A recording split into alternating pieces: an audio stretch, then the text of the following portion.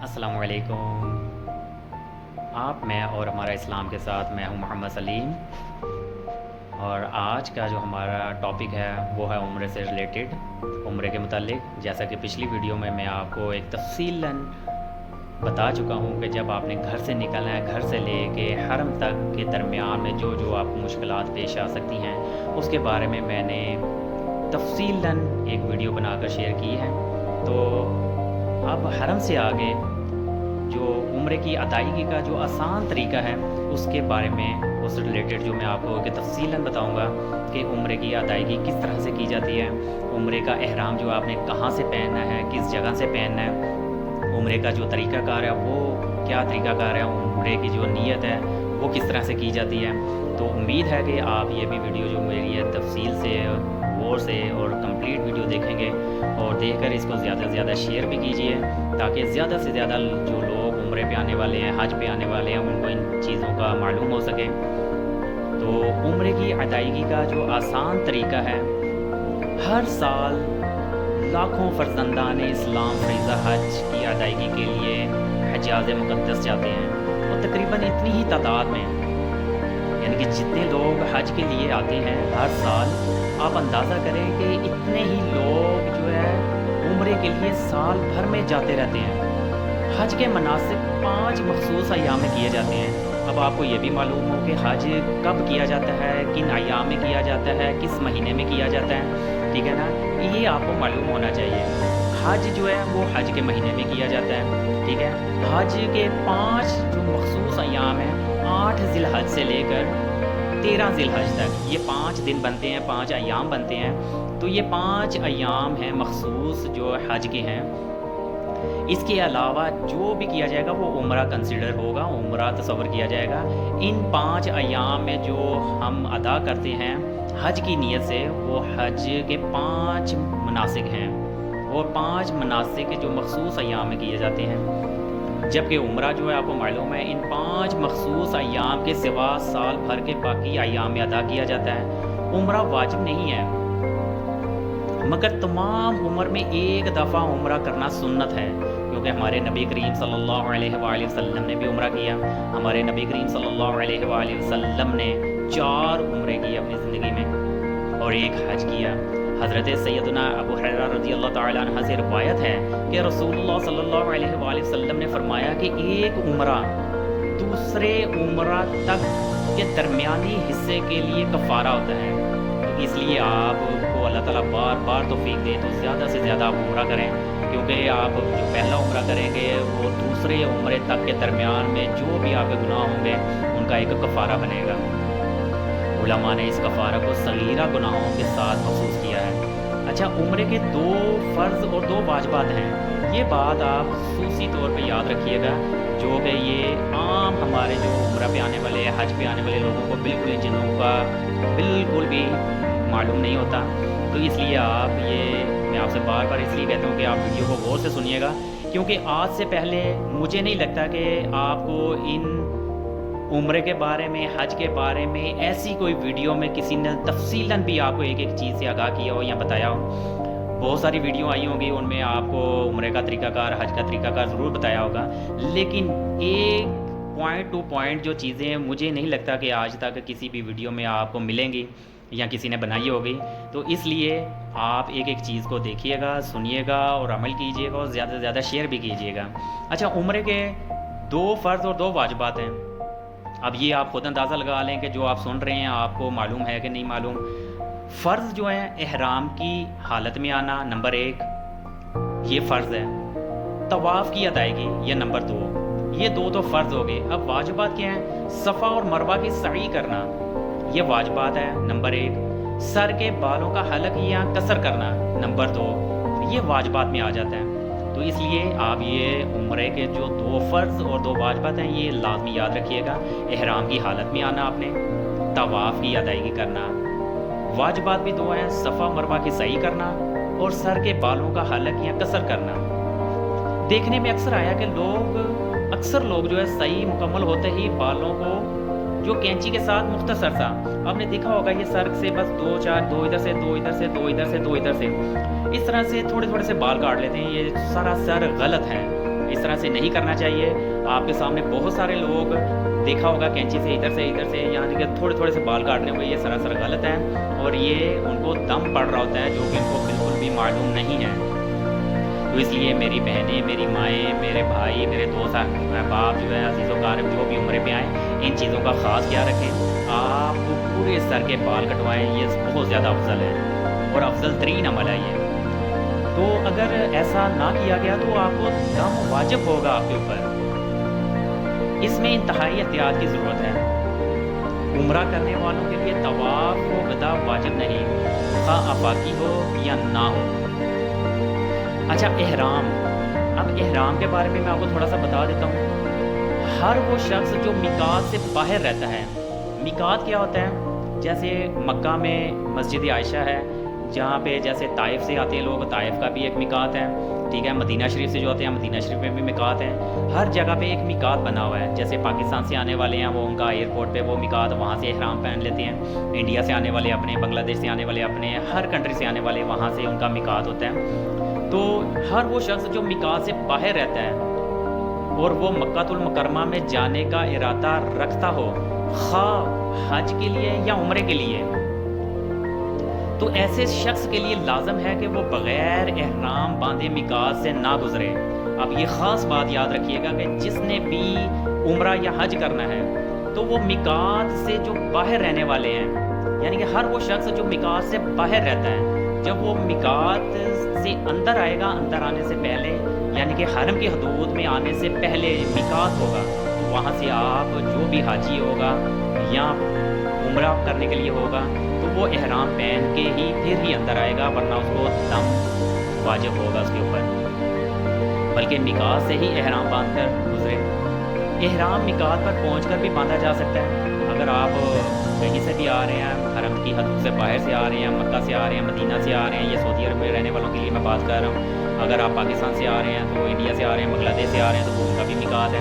اگر آپ کسی وجہ سے یا کسی عذر کی وجہ سے احرام نہیں پہن سکتے تو آپ حرم کی جو میقات ہیں, ٹھیک ہے, وہ آپ وہاں پہ بھی آ کر احرام پہن سکتے ہیں, لیکن احرام پہنے بغیر آپ حرم میں نہیں جا سکتے.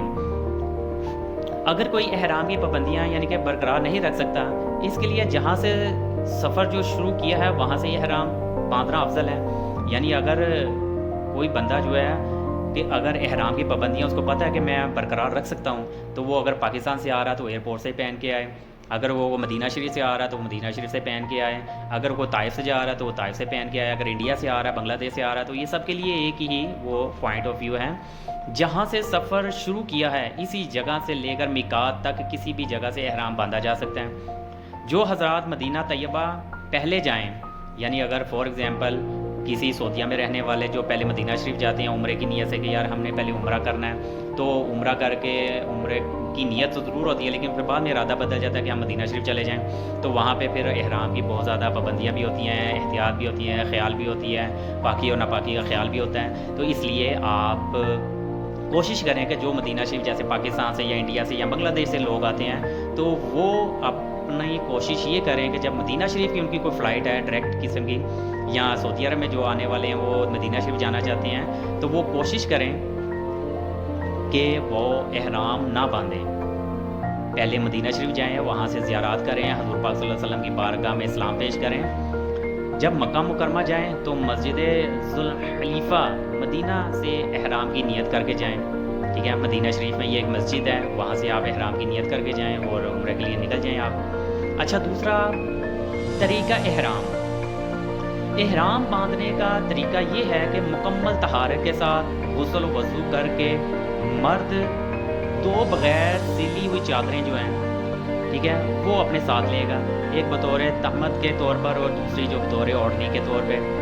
جبکہ عورتوں کے لیے ان کے روزمرہ کے کپڑے ہی احرام میں ہوں گے. پھر اگر کوئی نوافل کے وقت ہیں تو وہ نوافل بھی پڑھ لیجئے, اگر آپ کے پاس ٹائم ہے تو نوافل بھی ادا کر لیجئے. بہتر ہے کہ آپ نوافل پڑھ لیں, پڑھ کر ہی وہاں سے نکلیں. تو ان چیزوں کا آپ خاص خیال رکھیے گا کہ مردوں کے لیے 2 چادریں ہوں گی, ایک جو ہے وہ اس کی جو ہے اوڑھنی کے طور پر ہوگی, دوسری ایک تہمت کے طور پر ہوگی. عورتیں جو ہوگی وہ ان کا اپنا جو کپڑے ہوں گے معمول کے مطابق وہی ان کا احرام ہوگا. تو ان چیزوں کا خاص خیال رکھیے گا آپ. کہ مردوں کے لیے کیا ضروری ہے اور عورتوں کے لیے کیا ضروری ہے. تو اس لیے میری مائیں بہنیں، میرے دوست احباب، عزیز و قارب جو ہے نا، خاص طور پر یہ ویڈیو دیکھیں اور زیادہ سے زیادہ شیئر بھی کریں، تاکہ جن لوگوں کو عمرے کا اور حج کا طریقہ کار کا نہیں پتہ، وہ اس ویڈیو کو دیکھ کر ایک تفصیلی طور پر ایک آگاہ ہو سکیں. اچھا، اس کے بعد آپ کی آ جاتی ہے عمرے کی نیت. آپ نے عمرے کی نیت کیسے کرنی ہے؟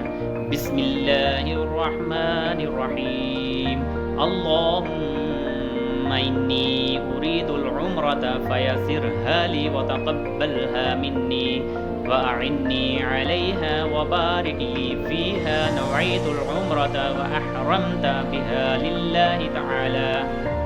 یعنی اگر جو شخص عربی میں یہ الفاظ ادا نہیں کر سکتا، اس طرح نیت کر لے کہ یا اللہ میں تیری رضا کے لیے عمرہ کی نیت کرتا یا کرتی ہوں، تو اسے میرے لیے آسان فرما اور قبول فرما. نیت کے الفاظ ادا کرنے کے بعد 3 مرتبہ آپ بلند آواز سے یہ تلبیہ ضرور پڑھیں جو عمرہ پہ آتے ہیں یا حج پہ آتے ہیں. لبیک اللہم لبیک، لبیک لا شریک لک لبیک، ان الحمد والنعمت لک والملک لا شریک لک. تو یہ 3 بار آپ ضرور پکاریں اس کو. عورتیں اتنی آہستہ آواز میں تلبیہ پڑھیں کہ وہ خود سن سکیں. اب مرد اور عورتیں دونوں پر احرام کی پابندیاں شروع ہو چکی. یہ نیت کرنے کے بعد چاہے وہ عورت ہے چاہے وہ مرد ہے، تو ان کے اوپر احرام کی پابندیاں شروع ہو چکی ہیں. تو اس لیے آپ نے اب اپنے عمرے کی خاص پابندی رکھنی ہے.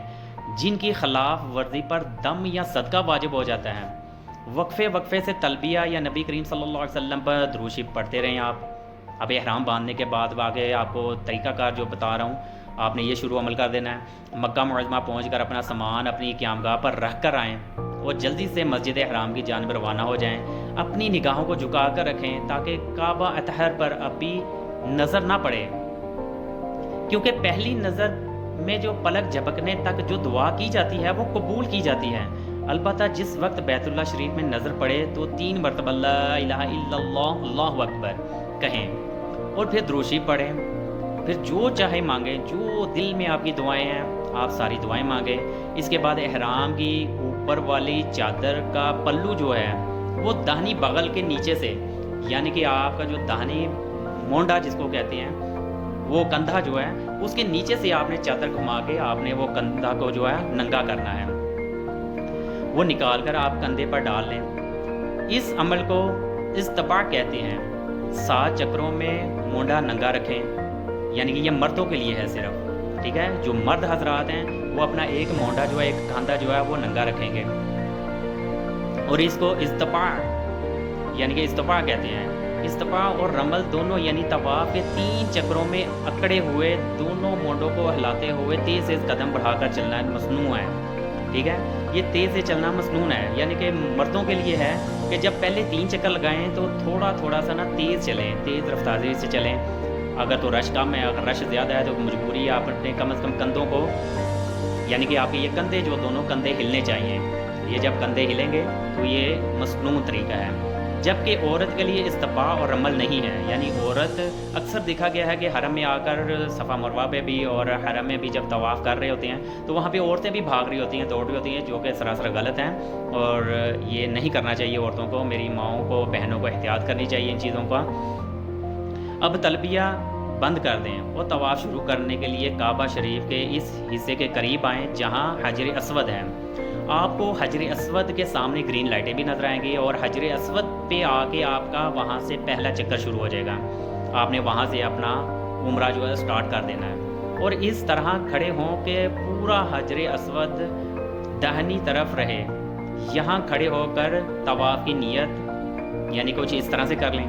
اب جب آپ حجر اسود کے سامنے آ جائیں گے، حجر اسود کے سامنے سے آ کے آپ نے پورا چہرہ، پورا ہاتھ جو ہے نا، وہ رش کی وجہ سے آپ ظاہر بات ہے موڑ بھی نہیں سکتے، اتنا رش ہوتا ہے. تو اس لیے آپ کم از کم اپنا ہاتھ اٹھا کر بسم اللہ اللہ اکبر یہ کریں اور وہاں پہ آپ جب حجر اسود پہ ضرور آئیں تو وہاں پہ طواف کی نیت بھی کریں. آپ طواف کی نیت کیا ہے وہ عربی میں آپ کو پڑھاتا ہوں. بسم اللہ الرحمن الرحیم، اللہم انی اريد طواف بیتک الحرام فیسرہ لی وتقبلہ منی 7 عشوات للہ تعالی عز وجل. یہ طواف کی نیت ہے. عمرے کی نیت میں نے آپ کو بتائی. یہ اب طواف، جب آپ نے طواف 7 چکر شروع کرنے ہیں تو یہ 7 چکروں کی نیت ہے یہ آپ کی. تو اس کے بعد آپ نے استلام، چونکہ حجر اسود پر عطر لگا ہوتا ہے. اب یہ احتیاطی تدابیر بھی ہیں عمرے کے درمیان میں. جب آپ عمرہ شروع کر دیتے ہیں تو آپ نے احتیاطی تدابیر بھی کرنی ہے، چونکہ حجر اسود پر عطر لگا ہوتا ہے. اور آپ نے دیکھا ہوگا کہ ہر نماز کے بعد وہاں پہ جو سیکیورٹی ادارے ہیں، جو انتظامیہ ہے، وہ ماشاءاللہ سے وہاں پہ حجر اسود کو اور حرم کے خانہ کعبہ کے غلاف کو وہاں پہ عطر سے جو معطر کرتے ہیں، عطر لگاتے ہیں، اور بہت اچھی خوشبو، بہت تیز خوشبو ہوتی ہے. اور یہ جو عمرے والے آتے ہیں، عمرہ کر رہے ہوتے ہیں، عمرے کی نیت کرتے ہیں، ان کے لیے بڑا خاص میسیج ہے، خاص پیغام ہے کہ چونکہ حجر اسود پر عطر لگا ہوتا ہے، اس لیے احرام کی حالت میں اسے بوسہ نہ دیں. البتہ اسلام کی نیت سے دونوں ہاتھوں کی ہتھیلیاں حجر اسود کی طرف کر کے انہیں چوم لیں اور طواف شروع کر دیں. پھر طواف کی دعا پڑھیں اور طواف کا پہلا چکر شروع کریں. ہو سکے تو دوران طواف درود شریف یا تیسرا کلمہ کثرت سے پڑھیں. ویسے تو طواف کی دعائیں بھی ہیں، میں آگے آپ کے ساتھ ذکر بھی کروں گا. اگر فور ایگزامپل آپ کو دعائیں نہیں آتی تو آپ کوشش کریں کہ زیادہ سے زیادہ درود پاک اور تیسرا کلمہ کثرت کے ساتھ پڑھیں آپ، جب تک آپ 7 چکر لگا رہے ہیں. اور ساتھ اپنے دل کی دعائیں بھی کرتے رہیں. اللہ تعالیٰ سے جو بھی آپ کو قرآنی آیات آتی ہیں، قرآنی دعائیں آتی ہیں، آپ وہ پڑھتے رہیں. یہ آسان بھی ہے اور افضل ترین بھی ہے درود شریف اور تیسرا کلمہ. تاہم کچھ حاجی حضرات طواف کی دعائیں پڑھنا چاہتے ہیں، اگر صحیح تلفظ کے ساتھ اور اچھے طریقے کے ساتھ، قرات کے ساتھ اگر پڑھ سکتے ہیں تو وہ دعائیں بھی پڑھ لیں. وہ دعائیں آگے آئیں گی، وہ بھی میں آپ کے ساتھ اگلی ویڈیو میں شیئر کر دوں گا. یاد رکھیے کہ حجر اسود کو بوسہ دینا اگرچہ بہت بڑی سعادت ہے، لیکن چونکہ اس پر خوشبو لگی ہوتی ہے، اس لیے حالت احرام میں بوسہ لینے کی بجائے صرف استلام کیا جائے، یعنی ہاتھ سے آپ اشارہ کر کے آپ اس کو چوم سکتے ہیں. البتہ جب آپ حالت احرام سے باہر آ جائیں تو حجر اسود کے خوب بوسے لیں آپ، کیونکہ اس کا بوسہ لینے سے گناہ مٹتے ہیں. اچھا، اگلا، حجر اسود پر آ کر آپ کے 7 چکر مکمل ہو گئے، مگر پھر 8ویں بار استلام ضرور کیجئے گا. یاد رکھیے ہر طواف میں 7 چکر ہوتے ہیں، یعنی کہ آپ صفا مروہ پہ جائیں گے وہاں پہ بھی 7 چکر ہوں گے. اللہ تعالیٰ کے گھر کے خانہ کعبہ کے جب چکر لگائیں گے وہ بھی 7 چکر ہوں گے. تو اس لیے یہ 7 چکر آپ نے لگانے ہوں گے. اور 8واں چکر خانہ کعبہ کا جو طواف کر رہے ہوتے ہیں وہاں پہ ایک 8واں استلام اس کو کہتے ہیں، وہ 8ویں بار وہ بھی کرنا ہوتا ہے. اب آپ اپنا سیدھا کندھا ڈھانپ لیجئے، کیونکہ اب استباع کرنا منع ہے. یعنی آپ کا وقت 7 چکر مکمل ہو گیا، آپ نے جو اپنا کاندھا جو ہے وہ ننگا کیا ہوا تھا، اب اس کو آپ ڈھانپ لیں اور اچھی طرح سے ڈھانپ لیں، بلکہ 20 ستری ہے. اب اگر آپ اس کو ننگا رکھیں گے، اکثر لوگوں نے دیکھا ہے کہ وہ طواف کرنے کے بعد کنٹینیو صفا مروہ پہ بھی آپ کا مونڈا جو ہے وہ ننگا ہو رہا تھا، تو وہ یہ 20 ستری ہوتی ہے. طواف کے بعد آپ نوافل ادا کریں، یعنی طواف کے بعد کے 2 نفل جو ہے کندھا جو ہے ڈھانپ کر آپ کو 2 نفل ادا کرنے چاہیے. اب اس کے بعد جو ہے وہ ہر چکر کی، جو آپ 1 چکر لگائیں گے، ہر چکر کی دعا بھی ہوتی ہے. اور یہ کافی لمبی ویڈیو ہو جائے گی، چونکہ پہلے چکر کی دعا میں آپ کو پڑھ کے سنا دیتا ہوں. سبحان اللہ والحمد للہ ولا الہ الا اللہ واللہ اکبر ولا حول ولا قوة الا باللہ العلی العظیم والصلاة والسلام علی رسول اللہ صلی اللہ علیہ وسلم. اللہم ایمانا بک وتصدیقا بکلماتک ووفاعا بعہدک واتباعا لسنت نبیک وحبیبک محمد صلی اللہ علیہ وسلم.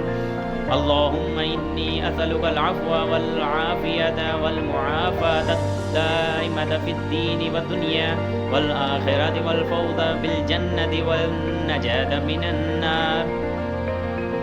یہ آپ کی جو ہے نا وہ پہلے چکر کی دعا ہے. اسی طرح سے آگے جو 6 چکر ہیں ان میں بھی ایسی ہی دعائیں ہیں، جو آپ کو اگر اچھی طرح سے یاد ہے تو آپ یہ دعائیں بھی پڑھ سکتے ہیں. یہ بھی میں آپ کو ویڈیو میں شیئر کر دوں گا. اس کے بعد آپ رکن یمانی پر پہنچ کر، رکن یمانی وہ ہے جو حجر اسود سے پہلا کارنر ہے، اس کو رکن یمانی کہتے ہیں. وہ بھی ایک پتھر ہے. وہاں پہ آ کر آپ کوشش کریں کہ جو تو آپ ہر نماز میں بھی پڑھتے ہیں، ٹھیک ہے، ہر دعا میں بھی پڑھتے ہیں، یہ ہر بچے کو بھی یاد ہے. ربنا آتنا فی الدنیا حسنۃ وفی الآخرۃ حسنۃ وقنا عذاب النار.